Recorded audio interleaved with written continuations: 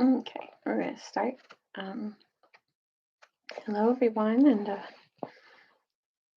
it one more minute.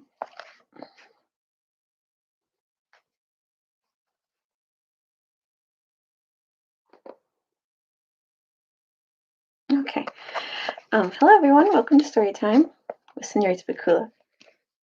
Hope you're doing well, and happy Thursday. And April's been a really long month. I'm just gonna say that April has seemed like forever. Um, it's been just long, and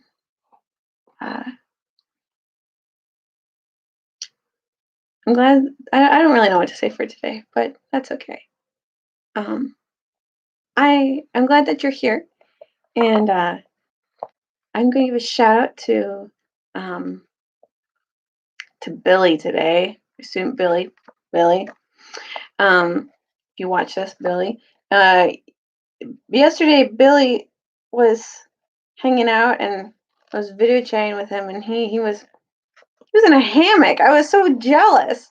Uh, he's sitting there in sunshine in a hammock, so relaxed, and um, I want to be in a hammock, but I don't have a hammock, so uh, it made me smile that we were talking and he was in a hammock. And um, Billy is so funny, and I had a great time with him yesterday. So Billy, this shout out is to you. Thanks for being awesome. And we're gonna recap on what happened yesterday. Okay, so yesterday was very intense. I can't remember exactly where. Oh, okay. Actually, no, it wasn't intense. It was the day before that was intense. Okay, so they were all getting together and they were trying to decide on a plan. Now, yesterday's part that we read was actually very long and kind of confusing a little bit, but so they're trying to decide what to do. And they're like, okay, how are we going to fight against Miraz and all of his huge army? And Peter decided, he's like, I'm going to challenge him to single hand combat, to a sword fight. And Caspian was like, well, can it be me? It should be me, sir. And uh, because he's my uncle.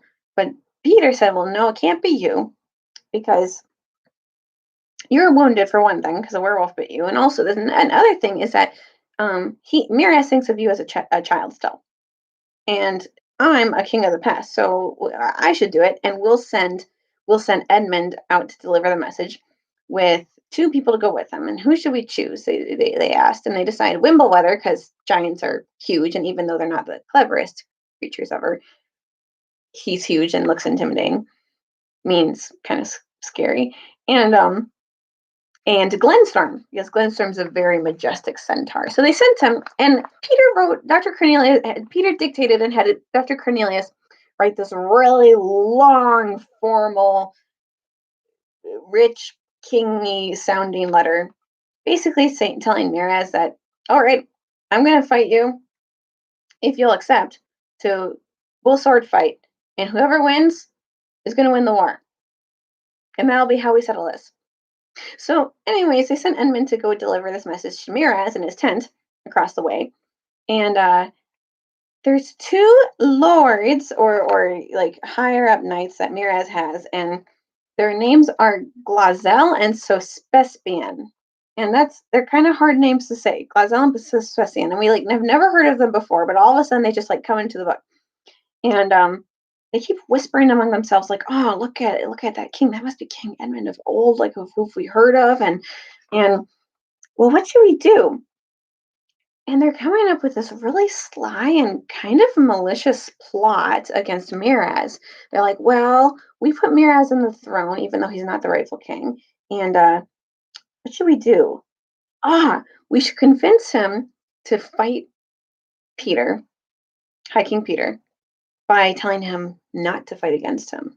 So kind of like reverse psychology, telling him not to fight against him because if he thinks that they're telling him that he's afraid, then he's going to fight King Peter.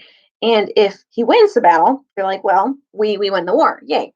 If he doesn't, then it's okay. Or if he doesn't win, then it's okay because we have a bigger army and we can win the battle anyways, and we can rule Narnia instead of him.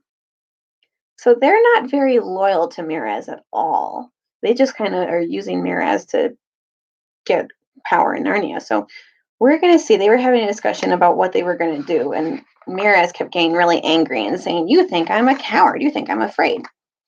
So let's see what happens after that. "Great heaven!" exclaimed Miraz, jumping to his feet. "Are you also bewitched today? Do you think I am looking for a reason to refuse this to fight in this combat? You might as well call me a coward to my face."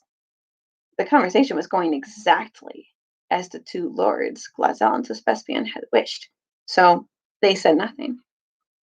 "I see what it is," said Miraz, after staring at them as if his eyes would start out of his head. "You are as lily-livered as hares yourselves, and have the gall to imagine my heart after the likeness of yours. Grounds for a refusal to fight, indeed! Excuses not for not fighting? Are you soldiers? Are you Telmarines? Are you men? And if I do refuse it, as all good reasons for being the captain and martial policy urge me to do, you will think and teach others to think that I was afraid to fight. Is it not so?" "No man of your majesty's age," said Glazelle, "would be called a coward by any wise soldier for refusing to combat with a great warrior in the flower of his youth." "So I'm to be a dotard with one foot in the grave as well as a dastard," roared Miraz. "I'll tell you what it is, my lords. With your womanish counsels never shine from the true point, which is a one of policy, you have done the very opposite of your intent. I had meant to refuse it, but I'll accept the challenge. Do you hear? I will accept it. I'll be not shamed because of some witchcraft or treason has frozen both of your bloods and brains." "We beg you, your majesty," said Glazelle, but Miraz had flung out of the tent, and they could hear him bawling out his acceptance to Edmund. The two lords looked at each other and chuckled quietly. "I knew he'd do it if he were properly chafed," said Glazelle, "but I'll not forget he called me a coward. It shall be paid for." There was a great stirring at Aslan's Howe when the news came back and was communicated to the various creatures. Edmund, with one of Miraz's captains, had already marked out the place for the combat, and the rope and stakes had been put around it. Two Tellarines were to stand at two of the corners, and one in the middle of each on one side, as marshals of the lists. Marshals are people who watch the combat and make sure that no one's cheating. Three marshals for the other two corners on the other side were to be furnished by the High King. Peter was just explaining to Caspian that he could not be one of them because his right to the throne was what they were fighting about, when suddenly a thick, sleepy voice said, "Your Majesty, please." Peter turned, and there stood the eldest of the bulgy bears. "If you please, Your Majesty," he said, "I am a bear. I am." "To be sure, you are. And a good bear, too. I don't doubt," said Peter. "Yes," said the bear. "But it was always a right of the bears to supply one marshal of the lists to witness the combat." "Don't let him," whispered Trumpkin to Peter. "He's a good creature, but he'll shame us all. He'll go to sleep, and he will suck on his paws. In front of the enemy, too." "I can't help that," said Peter, "because he's quite right. The bears had that privilege. I can't imagine how it's been remembered all these years with so many other things that have been forgotten."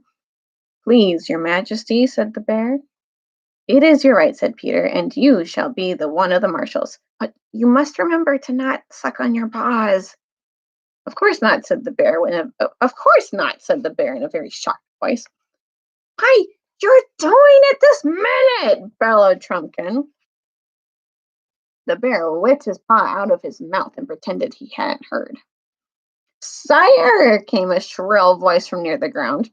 "Ah, Reepicheep, said Peter, after looking up and down and round as people usually did when addressed by the mouse. Sire, said Reepicheep, my life is ever to serve your command, but my honor is my own. Sire, I have among my people the only trumpeter in your majesty's army. I had thought perhaps we might have been sent with a challenge. Sire, my people are grieved. Perhaps, if it were your pleasure that I should be a marshal of the list, I would content them. It would content them. A noise not unlike thunder broke out from somewhere overhead at this point, as giant Wimbleweather burst into one of those not very intelligent laughs to which the nicer sorts of giants are so liable.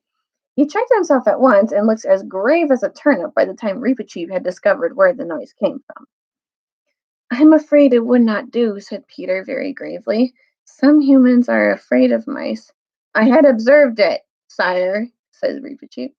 And it would not be quite fair to Miraz, Peter continued, to have in sight anything that might abate the edge of his courage.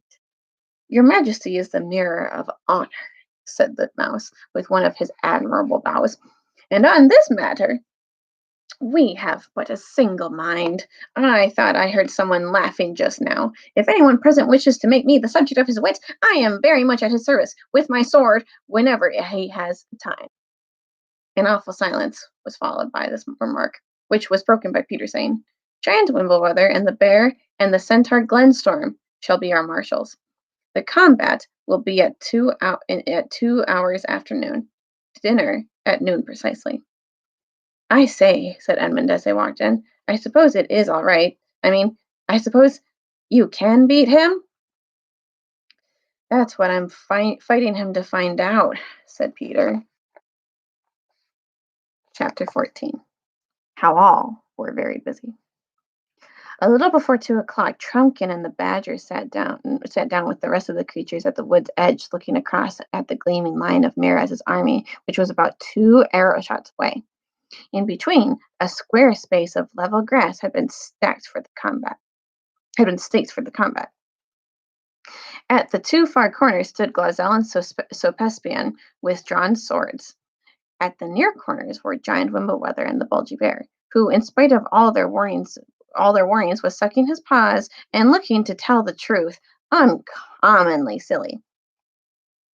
To make up for this, Glenstorm on the right of the list, stalked still, except for when he stamped his hind hoof occasionally on the turf, looked much more imposing than the Telmarine Baron, who faced him on the left. Peter had just shaken hands with Edmund and the doctor, and was now walking down to the combat. It was like the moment before the pistol goes at an important race, but very much worse. I wish Aslan had turned up before it came to this, said Trumpkin. So do I, said Truffle Hunter, but look behind you. Crows and cockery, muttered the dwarf as soon as he had done so. What are they? Huge people, beautiful people, like gods and goddesses and giants, hundreds and thousands of them closing in behind us. What are they? It's the Dryads and Hamadryads and Sylvans, said Truffle Hunter. Aslan has wakened them. Humph, said the dwarf. That'll be very useful if the enemy tried any treachery, but it won't help the High King very much if Miraz proves handier with his sword. The Badger said nothing, for now Peter and Miraz were entering the lists from opposite ends, both on foot, both in chain shirts, with helmets and shields. They advanced till they were close together. Both bowed and seemed to speak, but it was impossible to hear what they said. Next moment, the 2 swords flashed in the sunlight. For a second, the clash could be heard, but it was immediately drowned because both armies began shouting like crowds at a football match. Well done, Peter! Oh, well done! Shouted Edmund as he saw Miraz reel back a whole pace and a half. Follow it up, quick! And Peter did, and for a few seconds it looked as if the fight might be won. But then Miraz pulled himself together, began to make real use of his height and weight. Miraz! Miraz! The king! Came the roar of the Telmarines. Caspian and Edmund grew white with sickening anxiety. Peter's taking some dreadful knocks, said Edmund. Hello, said Caspian. What's happening now? Both falling apart, said Edmund. A bit blown, I expect. Watch. Now they're beginning again, more scientifically this time, circling round and round. I feeling each other's defenses. I'm afraid this Miraz knows his work, muttered the doctor. But hardly as he had said this, when there was such a clapping and baying and throwing up of hooves among the old Narnians that it was nearly deafening. What is it? What is it? Asked the doctor. My old eyes missed it. The High King has pricked him in the armpit, said Caspian, still clasping, just where the armhole of the hauberk let the point through. First blood. It's looking ugly again now, though, said Edmund. Peter's not using his shield properly. He must be hurt on the left arm. It was only too true. Everyone could see that Peter's shield hung limp. The shouting of the Telmarines redoubled. You've seen more battles than I, said Caspian. Is there any chance now? Precious little, said Edmund. I suppose he might just do it, with any luck. Oh, why did we let it happen at all? Said Caspian. Suddenly, all the shouting on both sides died down. Edmund was puzzled for a moment. Then he said, Oh, I see. They both agreed to rest. Come, doctor, you and I may be able to do something for the High King. They ran down to the lists, and Peter came out of the ropes to meet them, his face red and sweaty, and his chest heaving. Is your left arm wounded? Asked Peter. Asked Edmund. It's not exactly a wound, he said. I got the full weight of his shoulder on my shield, like a load of bricks, and the rim of the shield drove down into my wrist. I don't think it's broken, but it might be sprained. If you could tie it up very tight, I think I could manage. While they were doing this, Edmund asked anxiously, What do you think of him, Peter? Tough, said Peter, very tough. I have a chance if I can keep him on the hop till his weight and short wind come against him in this hot sun too. To tell the truth, I haven't much chance else. Give my love to everyone at home, Ed, if he gets me. Here he comes into the list again. So long, child chap. Goodbye, doctor. And I say, Ed, say something especially nice to Trumpkin. He's been a brick. Edmund couldn't speak. He walked back with the doctor to his own lines, with a sick feeling in his stomach. That's where we're going to stop for today. I know. You're like, what happens? We'll have to find out tomorrow. Look, we're almost, we're getting close. We're going to find out what happens. Very intense. And thanks for watching, and I'll find out what happens tomorrow. I hope y'all have a great day and get outside, get some sunshine. And I miss all of you. And you guys are doing great also. I want to tell you that you guys are doing really great with this online learning thing and all the stuff on Seesaw. You guys are doing fantastic. I'm so proud of all of you. And see you next time.